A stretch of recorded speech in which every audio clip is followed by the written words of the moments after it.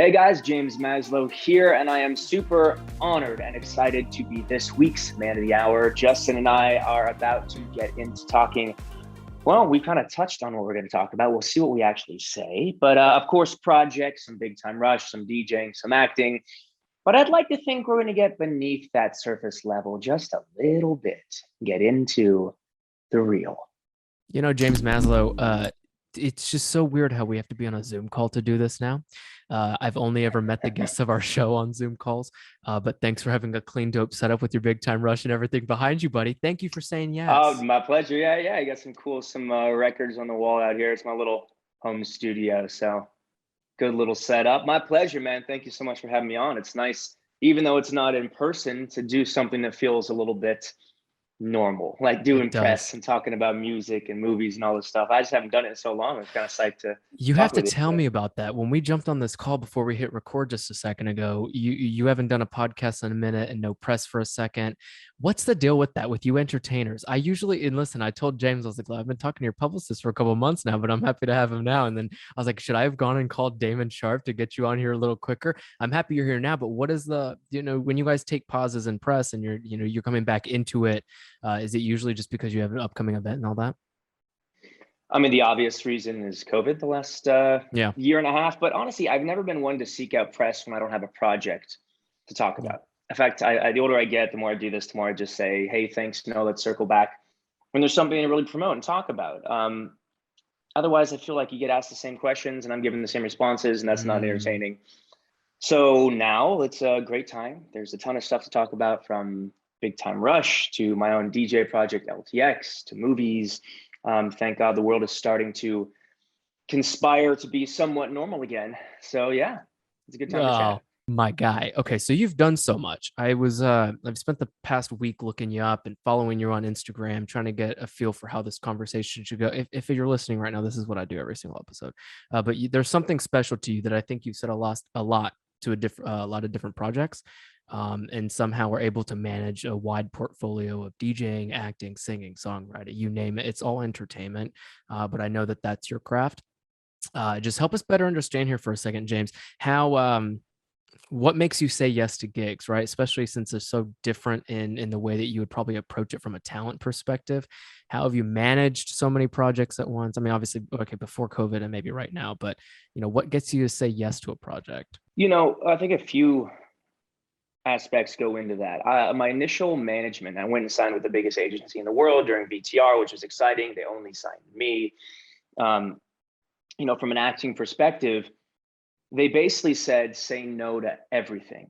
They're like, you're only going to be an actor. I'm like, wait a second. I've just sold a gold record with my band. Like, Yeah. what do you mean I'm only, no, you're only going to do this. And they really tried to control it. It was that stereotypical old Hollywood bullshit that always felt wrong to me, but I kind of okay, if they're going to get me the next Star Wars or whatever it's going to be, I was like, maybe these guys know what they're talking about. Let me give them the benefit of the doubt. I'm 17, 18 years old, and fuck that noise. As an artist, as an entertainer, if you want to do something, like, you should think about when we were kids. I always think about this. When, like, if somebody offered me the opportunity to lead a movie, I don't give a shit if it's an indie movie. That's amazing. You're getting paid to do what you love, to do what you would otherwise pay to do, even in rehearsals and practice and acting Mm. class. Um, so to me, that's how my mindset has always been, but it was solidified through years and years of people basically saying, don't do this, we're going to do this, and then doing nothing. So to me, work begets work. If it's a good project, if it's interesting to you, Hmm. or if you're just not working and you got some free time, to me, yes has always turned into other yeses and bigger opportunities. People working with you going, oh, dude, he's great. How about this thing, this role, Hmm. writing roles for you. So that's on the acting front. On the music front, I'm in my studio right now. I love it. I've always loved it. The DJ thing came about with my best friend and I of 15 years, who's a classical instrumentalist, one of the best violinists in the world, an incredible producer, Yeah. going like, yo, why don't we just try this? Like, there's no rules anymore. Let's figure out, like, both of us writing, producing, DJing, and it's just the most amount of fun I've ever had with music. And then some of the random things like Mm. Dancing with the Stars or Celebrity Big Oh Brother is yeah. probably part of your question of this, right? Well aware of it. Very strange. I never took one of those gigs and went, oh, this is going to help me become a better singer or get a part as an actor. No, I don't think that's was ever the direct correlation, but I certainly looked at it as there's a fan base that watches these things that has no idea who I am. So if some of that transfers over to, oh, I'm interested in this guy now, let me go and look at his music, look at his movies, join him on social media, and all of that stuff has happened. And again, back to like the kid mentality, which I hope to never lose. How many people get the chance to do this shit? Yeah, you know, that's like, right. How many people, especially the Celebrity Big Brother one, the Dancing with the Stars is a little bit more of like, oh, I love dancing, I want to learn, that's interesting. Celebrity Big Brother one is not my cup of tea. It's just, I don't know. I wouldn't traditionally say yes to something like that. But then I thought about it and I'm like, first ever of this type of thing, the celebrity aspect, kind of cool to be the first. The head of the network asking me. So again, a little bit of that, like, okay, maybe there's a little bit of a favor to play later. But also, who the hell? I'm never going to know what it's like until I try it. So that's a lot of my mindset. And ironically, today I turned down a project. Yeah. Because I read it and it just wasn't something that I thought I could do well. It wasn't something I was like, oh, this is interesting. This is going to be a challenge. I was like, I don't want to spend a month filming this independent thing. Sure. Regardless of money, if it's not something I think is going to further my career and or be fun, interesting. So, there is a balance in the more I do, and I apologize for the most circuitous route to get to this point. The more I do, the more eventually I do have to say no to things like today. But I hope to always have enough time and bandwidth and passion to do a bunch of things, because that's what makes me truly happy. If you're listening right now, I do this every fucking time I ask the first question of an episode, and it was with someone like James. Thank you for your answer, first of all. Second 10 of minutes all, later. we're Yep. about to go. No, that was fantastic. I just got 3 more questions out of that one. This is what happens, dude. So you brought up so many freaking good points. One of which is the old Hollywood take on what people used to do in the business, which was like you're one and done, right? Like one and done meaning you're gonna have one career and get the hell out. And then the other thing you brought up, and just keep that in mind because I'm gonna ask a question about it. But then the other thing you brought up was like, there's no rules anymore in any industry. And I don't think it was COVID. I think it's the times. And people are always like, yeah, get with the times, do whatever makes you happy, whatever's going to bring you money, but you have to be creative enough to do that. And you've done that, And then the other thing is like, sometimes it's not just going to be an opportunity to just get another fan base. It's always going to lead to something else. Right. So we'll start with Hollywood really quickly. I had other shit I was going to ask you, but that all looks boring now because you've brought up great points, James Maslow. That's what everybody is. So define Hollywood. The old Hollywood that most of us know is that you would have been one particular type of talent. Right. Absolutely. And you've kind of alluded to this, but what have been the major benefits of being able to do a wide array of different projects and gigs, being asked to do a lot of things? Well, look at the biggest stars in the world right now. Dwayne Johnson, The Rock. What is he? Is he an actor? Well, yeah, he's an actor because he leads the biggest movies in the world. Okay, but is he a host? Oh, yeah, he hosts his own show. Is he a producer? Yeah, he's producing everything he does now. Is he a wrestler? I guess not really anymore, but that was his start. It's, even Mark Wahlberg, one of my favorite actors. The dude went out there and created a reality show about a burger restaurant that he started, and it's interesting, and it gave a different dimension to him, and it made him a shit ton of money, and in no way did it hurt his career as an actor. In fact, it only grew it. So it really validates the mentality I've always had, which is if you're interested in doing something, you're talented in multiple fields, pursue them all, do them all. You never know when you might get an audition for a boy band and be pretty psyched that you took dance class. Yeah. I mean, that's that's it's so real, freaking man. true. And there's so much more crossover these days, from musical theater going mainstream, and there being movies about all these things. You got to sing, dance, act. I mean, from Glee, they were filming at the same time Big Time Rush was, another show where there's music involved. That's not going away anytime soon. I hope it isn't, because I know it isn't, but I also hope, because I love both worlds. And I think it's really interesting to combine music on screen and acting, I think it's great. You can have all the worlds, right? It's not the best of both anymore. I think it's the best of all the worlds, which is such a beautiful thing. You don't take me as someone who's fearful. Do you ever get scared of things when you're saying yes to projects or when you're looking into something? I don't take you as someone who gets fearful about this type of stuff. Of course I do. I think especially when something is really against type, of course, there's always going to be that fear of like, oh, shit, what if I do this? And people go, oh, no, that's James. That's not, he can't play a psychopath, or he can't play. But some of my favorite roles I've taken started with that fear. And I said, you know what? I really believe I can do this. Screw it. I don't care. I might bomb. I might be the worst thing I ever do, but I won't know until I try. and I'm going to Yeah. try my hardest. I'm going to give it my all. And most times, not like every project I've done has been the best project ever, but a lot of times, especially in those circumstances of against type, this is scary, I found myself going, dude, I actually like watching this more than the other stuff. This is more interesting and more fun than the other stuff. So the older I get, the more I try and embrace that fear, because Mm, you only learn through failing, frankly. If you're afraid of yeah. something, and there's a chance you might fail, even if you're not afraid, but that's how you get better. Hmm. And that's how life stays interesting. If you just did the same thing over and over again, God, that would be boring. I can't imagine it. Personal note here. I remember who did I tell the other day? I didn't call them boring, but I was like, God, that's gotta be boring. And they brought up that other term, which is interesting. And then I think you should keep life interesting. And it's so different though. I've interviewed more entertainers on this show and just in general than any other person, right? And there's no particular reason, but the common thread is that you guys are all doing what you love, and it's so admirable. Yeah. But like it's not just the entertainment business. If you want to fucking crunch spreadsheets and be in finance, then like go do it, but do it for a company you want to, right? Or be your own entrepreneur and do that, you Yeah. know? And So I it's tough think, to tell people not to chase money, but even in the financial world, maybe it's more rare here because there's such an immediate financial of motivation. course. But really, I think the people who become the best at it just love it. Yeah. So they're doing something they love. And I sincerely believe this, and it's hard to believe sometimes when you turn down money, a lot of money, maybe for a project you don't want to do, that if you follow your passion, your gut, and continue to do things because you want to do them, the money will come. Hmm. And that is starting to happen. It has happened so many times. It's starting to happen like a major scale of my life. From the DJ thing, it was just a fun thing that I wanted to do. I turned Oh down a yeah. lot of other record deal opportunities for like a solo thing. No, I want to do this. I want to see how it goes. And A, I'm having more fun, and B, it's going to be a bigger business because of it. Hmm. And there's always zero questions asked, I would assume, right? When you're doing what you love, like that's just kind of you're landing all the seeds and planting them as you go because you want to. So I doubt you've ever been approached in a way that's like, oh my God, why are you DJing now? Like, like why this, da da da da? Because it's clear as day that you're good at it and that you enjoy it. And but am I wrong? I mean, generally speaking, there's always going to be people that Yeah, I had a are feeling kind of you'd like say that. haters, stick to what you're good at. And it's like, well, at least in Yeah. my case, what is that? It's a lot of fucking things that I've done. So that's one thing I've never been afraid of, what other people say and care and think Mm, and do.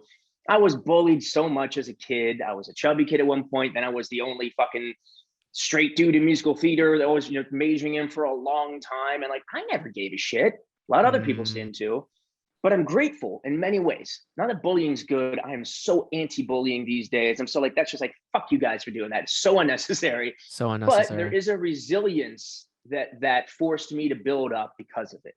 So there's the other side of that coin, which is if we're just too nice and life is too easy, nobody's ever going to fucking grow up nor learn how to take a punch, not physically, although that's helpful too sometimes. But in life, because life just, as much as we want it to be perfect and fair and kind to everybody at all times, that's not Yeah. realistic. So I'm in the middle there. I'm like, dude, bullying is sure shit not the answer, but Mm, also try and recognize that life life will be tough, and don't live in this naive bubble of, oh my God, I'm offended at everything. That's one thing I can't stand about today. Like, come on, guys, let's not be offended at fucking everything, including this, like your own people. You side with this one side, and then mm. eventually you turn on each other and cannibalize it because you're so offended by everything. That's the wildest part about today. It's Sorry wild, about that man. tangent. No, keep the tangents coming, dude. You bring up an excellent point. Then we'll probably go back to those other 2 points I mentioned. If you're following along, it was old Hollywood, and then the other point was everything is, like there's no rules anymore, right? We'll go back to that in a sec. Mm-hmm. But this dude, well, first of all, you're right. I was the only male cheerleader in my high school for about 2 years, and then the only on my competitive team. And it's a thing for sure. And I think once you go through the resilience training, I guess we can call it that, right? You just go through shit in life where you're just like, damn, that was kind of hard. So long that you don't actually physically get hit or, I mean, Sure. God forbid something really bad happens to you, you can always overcome it and kind of figure out ways to like come up with an exit strategy to do something better. But the other thing you brought up is like, yeah, I think everybody takes things so personal. And I don't want to sound like an asshole saying this, but I think, and you could probably agree with me. And if you're listening right now, don't take offense, but I feel like that's what it is. You have to stop taking things so personally. When was there a pivotal Yeah. moment for you, either in your career or personal life, where you're like, I'm done personally, I can't take things personally anymore? But for you, what was that experience like, being able to say like, all right, it is what it is, and then I'm not going to feel, like you said, offended, right, for no reason? Yeah. And by the way, that's not necessarily always the easiest thing to do. So anybody listening going, well, that's easy for you guys to say. Um, it's not, but I also understand that mentality. It's something that Mm. takes practice. I've recently just got into meditation. So I'll go back to a pivotal point in my life, but every morning now I practice mindfulness, probably a better way of saying it than meditation. Sometimes my eyes are wide awake. Usually I'm in my backyard under a tree. Mm. Um, but a lot of it is just being self-aware. And the older I get, the more I realize the importance of that and the value and the power in it. Look at all these emotions that come up. Emotions are important. If you have an emotion of fear, it might save your life.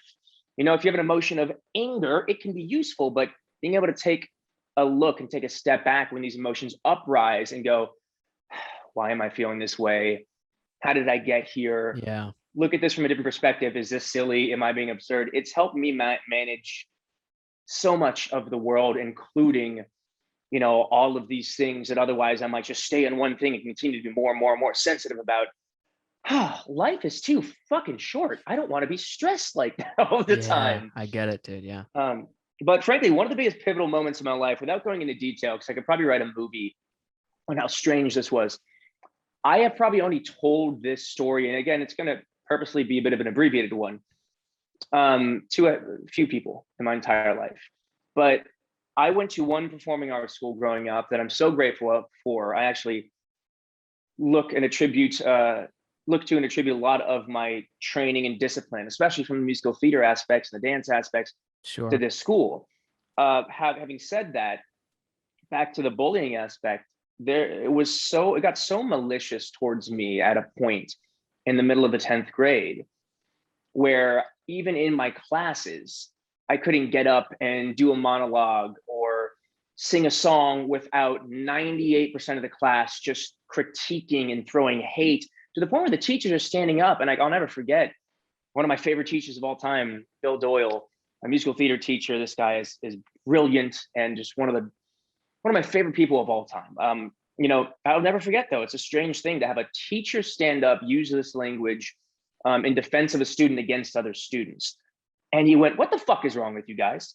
He stands up and he says that. He's like, "James keeps getting up here trying time after time after time. All you guys do, and it's only him, is hate on it. There's no positive feedback. What the fuck is wrong with you?" And like, it was wild to me. That's one of like Mm. 10 maybe examples in that school. But point is, it was so much. I ended up leaving the school midway through the semester. I Mm. went to another performing arts school, very different, had its own value, ended up leaving early and graduating early. But again, I'm grateful for this wild experience, because it showed me that, hey, it might be the same exact situation as in this other school. And in some Yeah. ways it was, or other examples. But if the world isn't going to change, and I need to adapt, and I can either just stay stressed and sad and depressed and think everybody hates me and the world's against me, Mm. or I can take a breath and go, fuck them, and, Mm. and just move forward and find the people that do support me. Even if it's one or two people, that's fine. I don't need the whole world to like me. And that's what I did. I have a small group of friends, close group that I love and I trust, and they support me. And I have amazing fans now too, which is honestly a huge, what's the best way to say it? Like, it warms my heart, and it's a really, really cool thing. But Mm.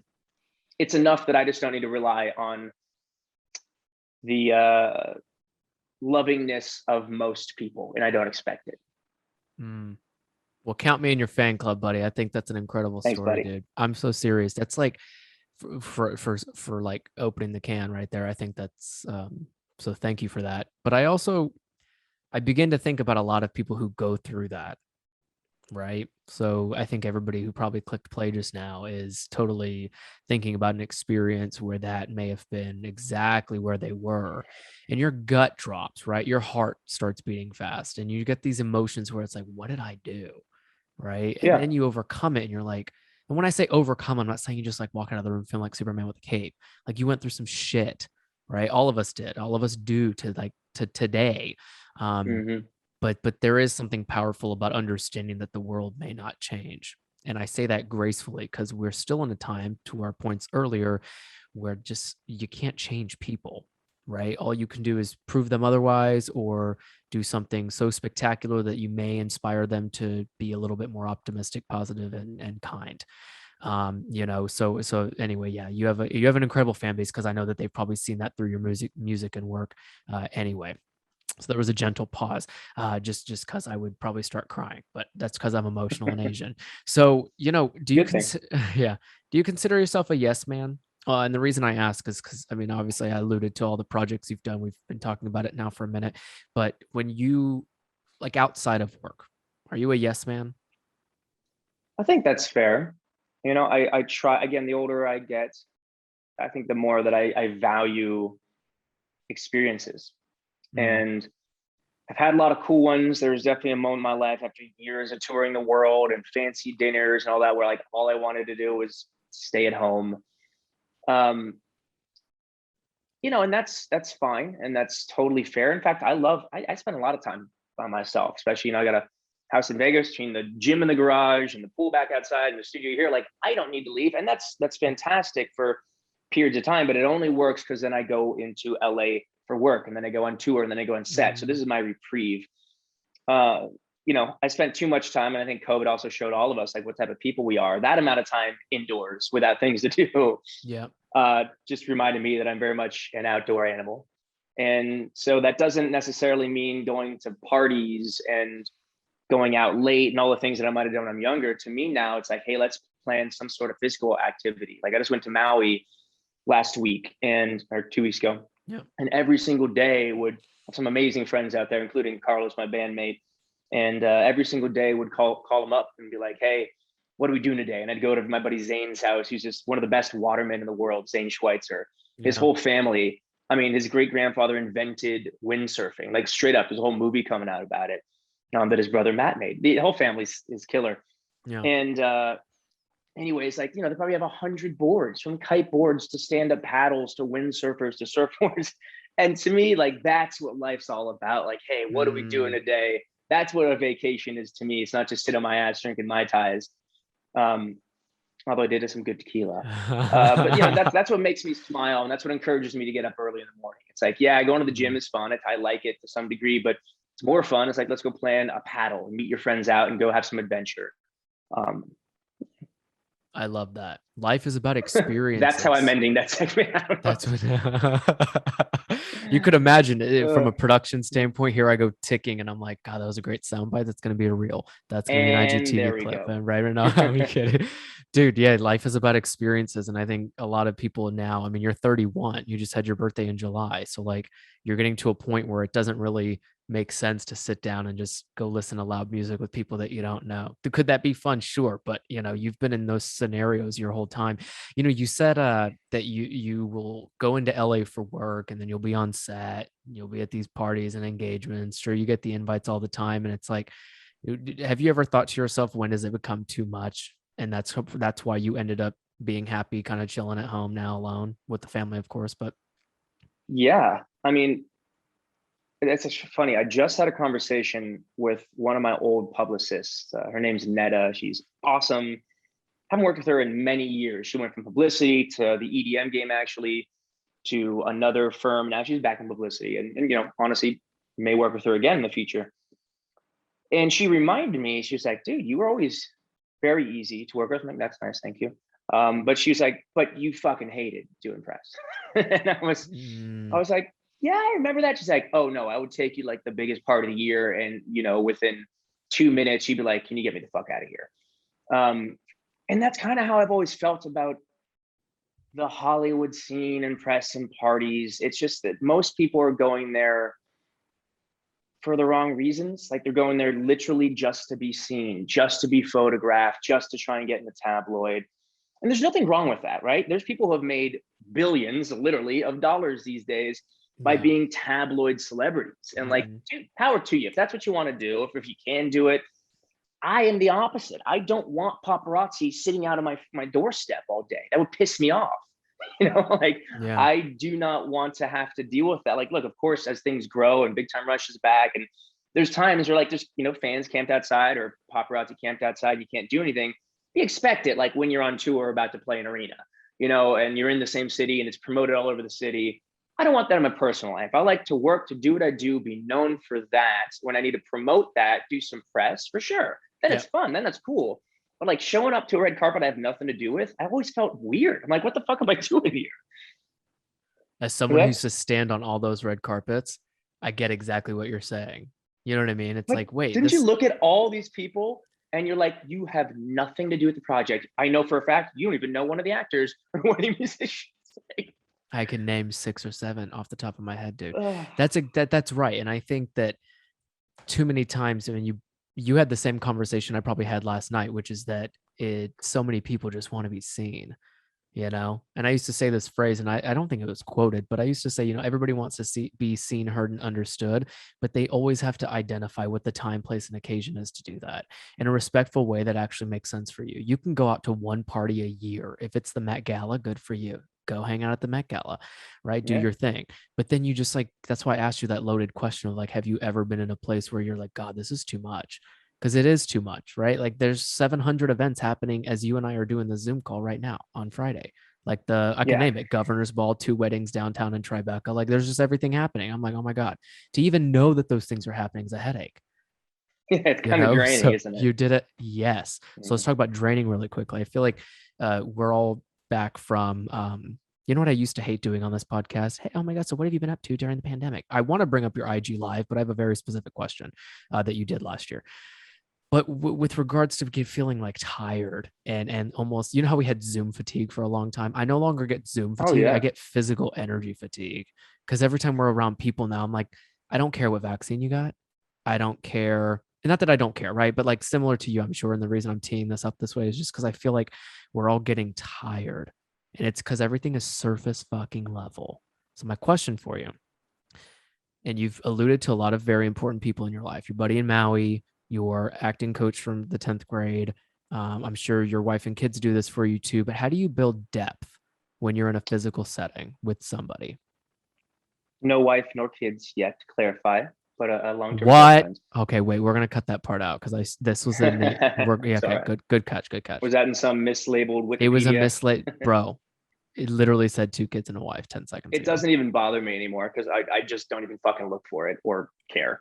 So no stress. We'll cut that out. So anyway, but like when you're trying to think of building depth through relationships, especially in like an oversaturated world right now, especially post-pandemic, what's that been like? Yeah, I think you have to be conscious as to not have the petty surface chatter that is so easy to do. That's one of my issues with going out to parties. You don't have time. Hell, maybe not the interest either with, having a deep conversation. I know I certainly don't with everybody I meet. So in order to avoid it, or get through it, it's that process. You're just burying this conversation. Hell, this is one of my biggest pet peeves of being single. I know it sounds silly, but like one of the biggest reliefs I had of finding Caitlin and being in a steady long-term relationship was that I didn't have to keep going out on dates and having the same fucking conversations. Yeah. I mean, literally the same conversations. My favorite of which would be like a mid-20-year-old girl would be like, so what do you do? And I'm just like, I get it. We're trying to be coy, but like, how do I even fucking answer that? Your answer should have been whatever the hell I want. Oh yeah, I think I've heard of that. And they're going to just like, God, it drains your soul. That's a good answer, by the way. Whatever I want. I work hard to do whatever the fuck I want. Ain't that true? Oh man. But look, obviously you can't have a deep conversation with everybody you meet. Yeah. Again, just pick the people which you want to put the energy into and expect from only those people to have that energy reciprocated. People who have 30 friends, 10 best friends, hell, maybe more.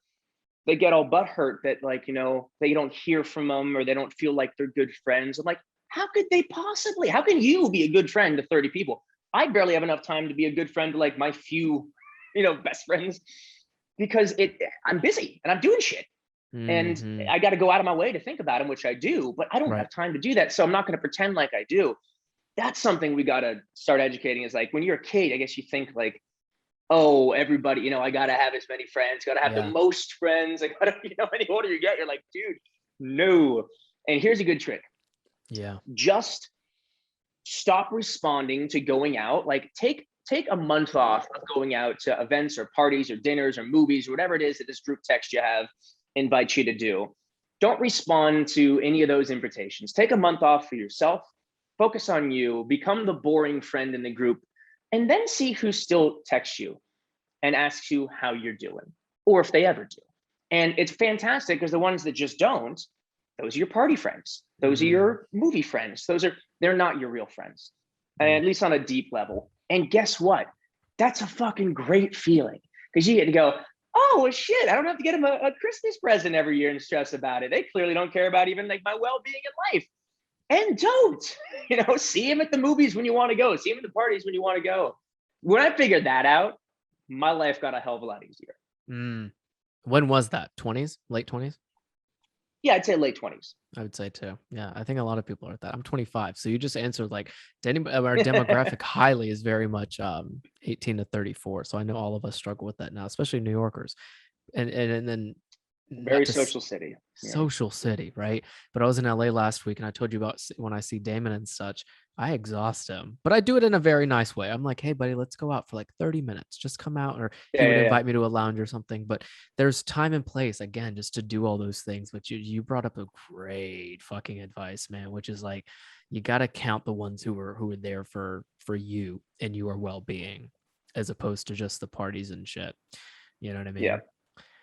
Dude, well, you're busy. Tell us a little bit about your day to day. So, in terms of rituals and habits, I wanted to ask you. So, I mean, you said that you'll go and into the backyard area and just kind of have that moment to yourself, be it meditation or mindfulness and such. But are there any non-negotiables that you have? This is one that I don't stick to every day. And that's how big of an addiction the phone is. But I consciously try to take the first 20 minutes of my morning without looking at my phone. Because too many times in my life have I woken up barely awake, synapses aren't quite firing, Yeah, probably a little on edge, might have only gotten a few hours of sleep, and I look at a fucking bad email. And it just, you start your day off on this negative foot, and it's so hard to shake that. yeah. So I have definitely found that I can deal with those things after I have done my morning routine, which includes wash my face and brush my teeth every morning. Same thing, but I've added in flossing every night, partially because I've seen how bad my girlfriend's teeth are. A lot of it's genetics, but like, dude, the dentist stuff. Oh, I'm actually going to the dentist on Tuesday. It reminds me, gotta floss every day. Um, and then yeah, taking 10 minutes for myself before 10 to 20 minutes of mindfulness. I'll usually do it on an app. I'm pretty new to Yep. it, frankly. There's some amazing ones. Sam Harris has one called Waking Up that's fantastic. And then there's Calm, and I think Headspace. There's a bunch of great ones. If you Oh guys yeah. want to just try out what I'm talking about, they all give away like a week or a month free. Just give it a shot. Do it every day for a week. Don't try it once. Try it for like every week. One other thing that I do to get specific into my morning routine is I have lemon with sea salt and a little bit of cayenne and water. Dope. Now, the most important aspect of that is hydrating. Think about, you die with no water in 3 days. So you just spend half a day with no water. That's a big old chunk on your way to dehydration. That's sleeping. So when you wake up, you need water, but water doesn't hydrate you as well as it should. It doesn't have all the natural minerals in it that your body needs, some more than others, but it's still not enough. Sea salt, especially pink Himalayan salt, has like 30 plus minerals that your body desperately needs to function. So you're priming your body like an engine day one. The lemon makes it alkaline. There's a bunch of advantages. Cayenne, less studies on it, but like kickstarts your metabolism. Anyways, I just do it. Since I've done that, my energy level so much better. I feel better. I'm more alert more quickly, and I don't need as much caffeine. Mm. I'll do a little shot of apple cider vinegar most mornings too, just for other reasons. But again, it's just like a routine now. It sounds like a lot of shit, but it's taken me, I did one thing and I added another thing and added another thing. And then the last part of it, it's not always sequential because sometimes I got to run first to a shoot or studio, or whatever. Mm. Like today, I decided to be a little bit lazy afterwards and eat food and run errands. But then fitness, some sort of physical fitness. So Oh after yeah. this, I'm going to go to the gym. Um, I don't always have to be in a gym to lift weights, but for big muscle groups, legs, chest, back, I really think it's beneficial. So Mm. yeah, I do that, or Muay Thai and surfing and all the other ways that I get in the cardio aspect. But those are my non-negotiables. It sounds like a lot every day, Mm. but it's really not. It's that 20 minutes in the morning. And then whenever I can find an hour, hopefully, sometimes 30 minutes to sneak away, even if it's on an app in my floor in my hotel room, getting in the workout. Because it helps with everything besides your actual health, your mental health. Man, I can't imagine dealing with real world stress and emotional stress were I not to put my body through physical stress. Oh yeah. That makes it all easier. Mm. I love that. You're healthy that way, you're happier that way. I think that people oftentimes they think those things are so like taboo. I mean, we both probably have friends that look at us like, what do you mean you like block out this time to make that specific juice? Right? Or what do you mean you work out every single day? I'm tired looking at you. So I think that's kind Yeah, of I bet where, you worked out every day. You wouldn't be as tired. Just throwing that out there. yo, Ironically. ironically, and, bro. and hey, by the way, those people, that's fantastic. This may not be for you. This sure as shit is for me. I'm a Yeah. happier person being focused. I am a happier person on a schedule, believe it or not. I envy people that just have this personality, this ability, this capacity to just like go through life, not stress. Oh fuck it, I can't afford my rent this month, but like it'll work out. Yeah. Fuck no, it won't. I'm like the opposite person. I'm like, what do you mean you can't fucking afford it? How do I fix this shit? And I'm getting better about that little engine in me not being the primary focus anymore. But I'm also grateful because I don't think I'd be where I'm at in life if it weren't for that little engine that could, that little stress bubble, whatever you want to call it. Yeah. It's a So healthy yeah, stress engine. Let's call it that. a Right. healthy stress engine. I like it. Let's Yeah. tap into your mind for a sec. I just want to give fans a run for You their money sure? here. When After you're, what we just did, fans are like, I don't know about that. I don't want to go digging around in there. Just you stick to singing and we have, acting.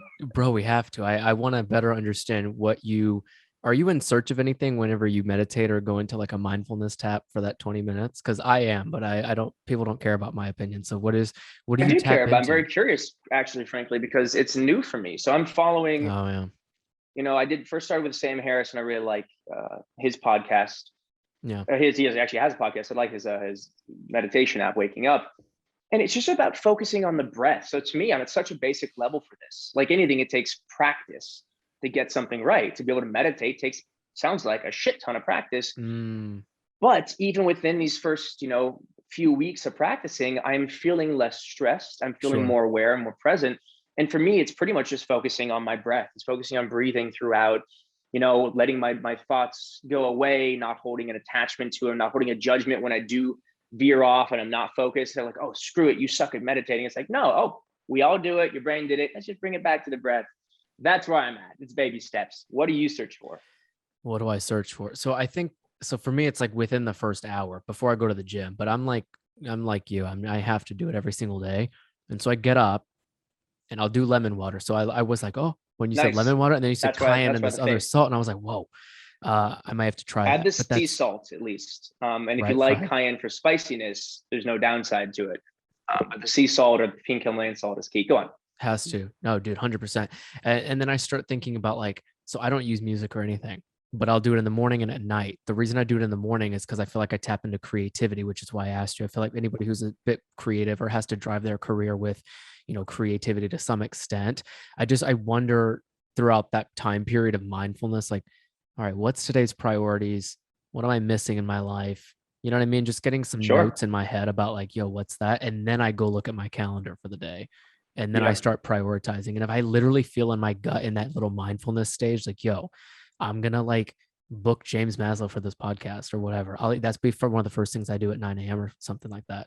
You know what I mean? But I feel like I believe so much in like instinct, if that makes sense. And so for me, mindfulness allows me to tap into my instinct and then it starts Sure. playing out my day.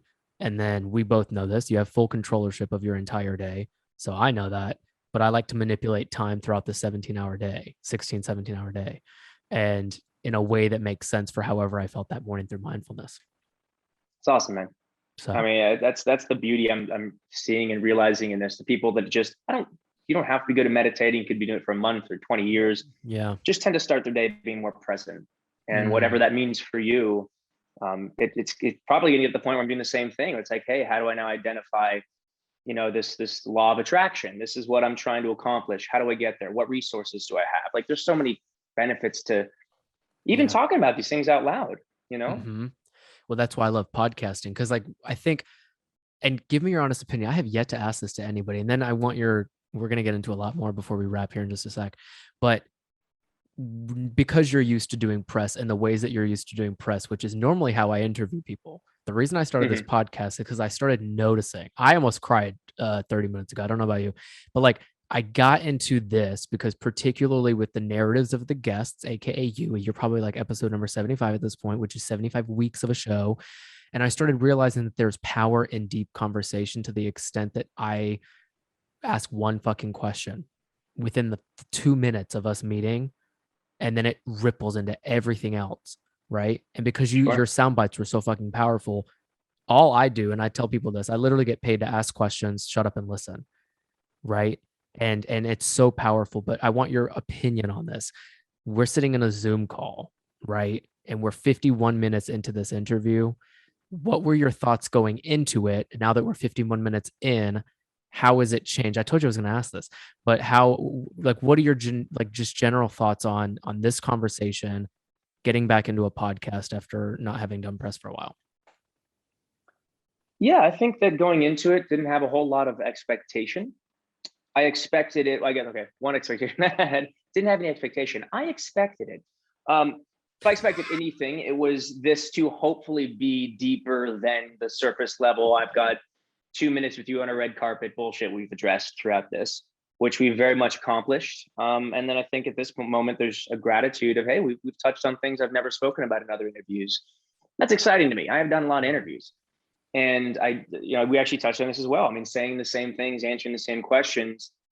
I know the fans aren't interested in it because I'm not interested in it, and that bleeds through. So it's very cool. I love it. In fact, I've really gotten into podcasts in general since I got a place in Vegas because I prefer to drive than to fly. So I spend an Right. exuberant amount of time in my car, Car. Yeah. especially these days when I'm recording in LA a lot and rehearsing and all this jazz that goes into it. And man, turn it on. Like, one of the best ones is Joe Rogan because they're so long that Right. I can get through an entire drive on one One episode. It's brilliant. episode. Yeah, it's amazing. Uh, Dude, you're so great. I'm grateful for this too, dude. I think what you've said already is just like open shit that I don't think a lot of people would have found in the tabloids, which is exactly what I had hoped for. I feel like the Man, tabloids have never really represented me for who I am, but I also fuck like no, they don't care to didn't. fight it. Yeah, I don't but care to that's fight it again because it's just like dude, people will get to know me eventually. They'll get to know my work better eventually. We'll have more of these, and like I'm in no rush to prove whatever I am. mm, But it's just I laugh at this shit when I see it. I'm just like, it's even like some of the stuff you brought up earlier, like the descriptions of my life and my family. And it's like, it's pretty obvious. You look on social media, you look on, but then some people will still write up whole nother world, of things. And I think it's entertaining. well, you're in no big time rush, right? To get back into having conversation with depth, but we have to talk Nice, about nice. big time Nobody's done rush, that man. before. Right? Super original. Way to go, buddy.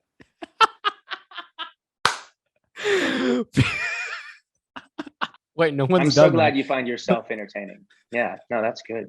That's good. This is not my podcast. Nope, this moment is your podcast. This is your bullshit. All right. Go on with your questioning.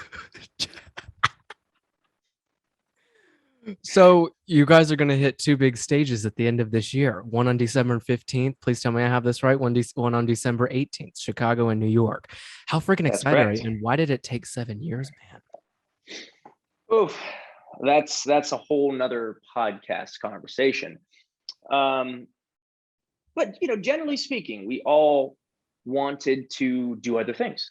Yeah. We're all artists who had played the same character for 5 years or so, almost 100 episodes in a movie. We had toured with the same music. We put out a bunch of albums. And it's not that we weren't grateful, didn't have fun, but we were young. That was one of the first big things we did. So nobody had the personal experience of like, hey, let me go and try and create my own sound of music. Let me go and try and find movies that are more interesting and different characters and all the things that you want to do as an artist. Like, you don't become an actor to play the same character. To me, that seems like counterintuitive. Become an actor because you like putting on different hats and stepping into other people's shoes. Oh yeah.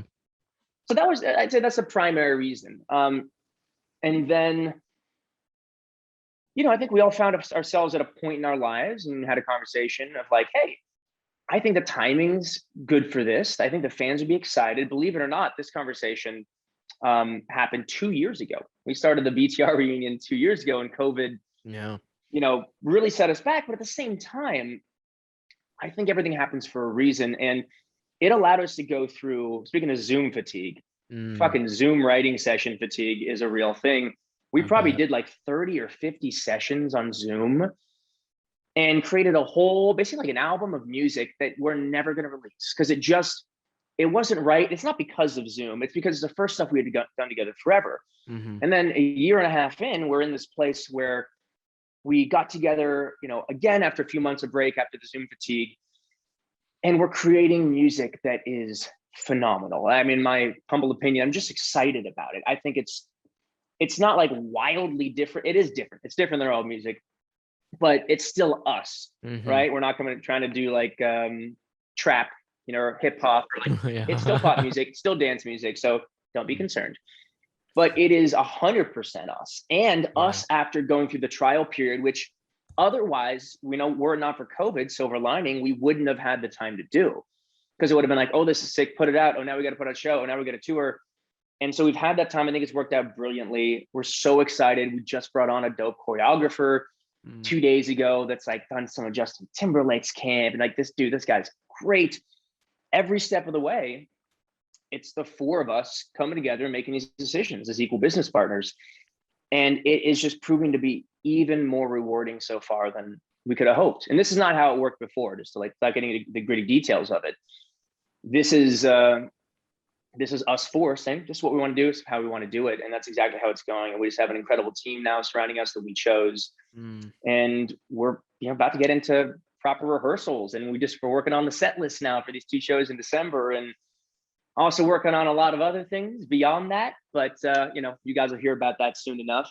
Yeah. From the merch design, dude, I can go on a tangent. It's so fun. It is so exciting. I love seeing the fan reactions. And we've got some cool stuff planned. A lot of cool events for fans, and from music to merch to actual events. Like, it's just, we can do whatever we want. And man, it's gonna be fun. It already is.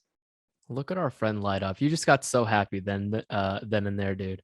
I'm excited for you guys. This is December, so the end of this year, it's gonna be cool. And what you guys aren't doing is like doing way too much. You're like, we're gonna do 2 shows at the end of the year, have a blast doing it. They're gonna be phenomenal. If you're tuning in, one's in Chicago's theater if you're in the Chicago district, and the other one's in the Hammerstein Ballroom here in New York City. Any idea on tour ticket dates, right? On when the ticket launches go out? So they sold out in 2 minutes. Shut the front door, so I can't even go. Look, if you want to go, I will give you a little lanyard and bypass the line. And that's how we do it for friends and family. That's the Justin. Because I couldn't give you a physical ticket if I wanted to. I don't even think the comps are available for these shows. Damn. Because there's smaller venues and we played before. We haven't played in a long time. But look, there's a lot of people that told us. There's a lot of people, including our own agents, frankly, that said, yo, don't do these 2 shows. Like, if they don't sell, you're going to screw any future touring possibilities. And to be clear, like, the 4 of us, we're not trying to just play 2 shows to be done. Right. We want to stay as a band and do this thing right. Yep. So we believed in ourselves enough. Our management believed in us enough. We proved everybody wrong. And because of the fans, because of you guys being so amazing, every step of the way, from social media to the merch release to these shows being gone in 2 minutes, and then the VIP is gone in another 2 minutes, it's setting us up for success. It's setting us up to do more for the fans. And it's validating, because look, we didn't know. It was like 7 or 8 years before, since we had last played. So as optimistic and much as we believed in ourselves, you just never know. You never know. Very, very grateful, extremely grateful. It's a beautiful thing life has to offer, right? You never know. And you have to kind of keep that mindset frame as you're going into these big, not reboots, but like a reunion, dude. I literally typed in Big Time Rush reunion And Yeah. it's real shit, man. Sometimes, listen, that could have been the factoid that I got wrong instead of the fact about the married kids. I won't talk about that later. Yeah. You know what I mean? Like, there's so much that I think you've done, and I alluded to it at the very top of this conversation, and you've done a plethora of things, and now this is going to be one of your biggest, and in my opinion, probably one of your best projects to come, because it is a relaunch. It's nostalgic. I think people can feel really good about having been your guys' fans for so long. I'm getting chills thinking about it, but also, like, again, Yeah. without the details, a lot of fans wouldn't know nor care about this. This time around is 100% us four. And because of that, I feel, I mean, obviously more gratitude than I could have ever before, but also more of an excitement because we can keep this business alive as long as the four of us want to, which is going to be as long as you guys want us to. That's you're the barometer for our success, and so we hope it all continues to go as well, because we really are having a great time putting this together, the four of us. So we've never had this much fun together before, straight up. Boom. That's where the magic happens, right? When you kind Yeah. of you let go of the toxicity, whatever that might have been in Hollywood. So, which is another point we brought up, dude. That's a very full Yeah. circle Well, tie that, in and then there. every band and every boy band, it's no secret. It's not easy to always Right. make decisions together, but like us taking the break was the smartest thing we could have ever done. And coming back is just, it's great. It really is. Man, I had a question here about how we were going to wrap this interview, and it says, last question, as we approach the final months of the year, what does James Maslow really want to come true for the remainder of 2021? But I think you gave it to us. You have very exciting things coming up in the next 3 months. So instead of that pivotal last question, I wanted to ask you, every time I asked you a question over the last hour, one thing that I will never forget about James Maslow is that you talk very highly of other people, and you do it in a very charismatic way. So I have to tell you that, because to me, that's my soft spot. I think this world is better when we all nourish each other, right? We bring other people up in Sure. ways that they deserve to be brought up, whether it's your acting coach in the 10th grade, be it your girlfriend, the boys that you're working with, Damon, who we both know and love, who's worked on your guys' record before. Like, every time you brought up someone's name, you spent at least 5 seconds bringing them up, and they're probably, who knows if they'll tap on this and click play. They fucking better. But no, I'm kidding. But that to me shows who James Maslow is. So my final question is for you now. How have you gotten to a place where every time you think of somebody that you care about, that you've worked with, that's made an impact in your life, you immediately have this mind shift of, I'm going to bring them up with me? You're the celebrity. I hope you know that. These people who've been on this journey with you in your life, and I can say this as an interviewer of yours at this point now, and I'll be at the show as a friend and family, but like, you've gotten to a place, I think, that's pretty, it's not common. And so how have you gotten to this place where people that are in your life, you just kind of, you bring up with you, man? Well, thanks for acknowledging that. Not necessarily as like it's something I was trying to do. I think I'm more complimented because I wasn't consciously trying to do that, and that makes me feel like a good person, which sounds crazy, but it's sometimes just nice to be like reminded that being kind to other people, it comes back to you. You know, it's a nice little moment for me. It's come back to me in a very positive way, and I'm just, feel really good about it. Mm. But yeah, I'm the center of attention for a lot of things. Does that make my girlfriend less important than me? Absolutely not. In fact, it's my job to go out of my way sometimes to remind, reassure, or frankly, just dedicate the time and effort that I spend on all these other things. Was like, obviously the band, the career, and all that. No, that's not obvious. Your friends, your family. That brings me back to my point. We were quite lighthearted about it with, cut them out, fuck them. You don't need all these excess friends. But sincerely, if you can't dedicate that time, then they will never feel like they're your real friend, especially when you're in the position I'm in. So I'd rather have a handful of them that they know. There's no doubt in their mind that I support them, I love them, I know what's going on in their lives. And it's not just one-sided, because it's too easy to be one-sided. In fact, I remember, several years ago having somebody tell me like, hey, not trying to be mean, but you see, like, you talk about yourself a lot. And I was like, what do you mean? I was defensive at first, like, well, I'm an actor and I'm a singer and these are my projects. So of course I'm talking about myself. But then I actually thought about it. I'm like, well, fuck, all the more reason I got to be conscious of that. And so I really try and put the spotlight onto other people, whether it's just a conversation or anybody in my life. I'm going to speak about them. I'm hopefully only going to bring them up and speak about them if I do have a good story to tell if I do have that respect for them. So it makes it very easy to lift them up. And you made it very easy for me to ask questions. Shut up and listen, James Maslow. So thank you. I'm really mean that. And I'm so glad you ended on that, because you gave us listeners really good food for thought, which is essentially to be cognizant of how much we emphasize and bring up other people. And I think it's so important, because you walk into any social setting like what you and I were just talking about, you can shake up a room in a very positive way by just asking other people about themselves, or giving, Yeah. attention and good energy to other people. And that's what I think this shit's about. So for And I everything think you've that's said, man, becoming, not to elongate this already long conversation, but let's I elongate it, think dude. that's becoming even more rare. Like, for people thinking about, like, what do you mean just being nice can light up a room? Think about how shallow and vapid our culture has been for some time, and only continues to be. All due respect to social media, people wanting fame, seeing fame, like, it just seems more prevalent, more of a yearning for younger people in general, than it ever was before. So it is makes it that much more rare and unique to Mhm. be the opposite of that. Not the opposite, but be caring and conscious and ask questions about other people. You're going to stand out more than you ever did before. Mm. Um, and in a really positive way. People are going to remember you as like, dude, they took the time and they had interesting things to say, and it wasn't just, surface level. So I implore you guys, go out there and be your most charismatic, loving selves. Beneath the surface level. That might be the title of your podcast episode, but I will run it through you and your team I for like it. approval. Is that okay? We'll do that. Maybe we'll Yeah, run with that. Or we'll just say sure. James Maslow's in no big time rush. No, Yeah, no, we won't do no. that one. I can tell you right now. Whole team will say no to that one. I'm gonna be the forefront of that. Fuck no. But the first one you had was James not in has the some. top five compared to that one, which was, just to clarify. James has this thing about him, everybody. We're going to wrap the podcast, go into the outro now. Thank you for clicking play. He's got something very special here. They have the 2 shows coming out. You got it in Chicago. If you didn't buy your tickets, there's probably announcements coming soon, but I can't say anything now. So you got the 2 shows coming at the end of the year. Please follow James on Instagram and all his social platforms. If you clicked play and you could have chose any other fucking podcast over this last hour, you chose James Maslow. I'm Justin Crawford. This is the Men of the Hour podcast. Thank you so much for tuning in. And James, thank you again for opening up the way that you did. Are you kidding me? This has been a lot of fun. Thank you so much for having me.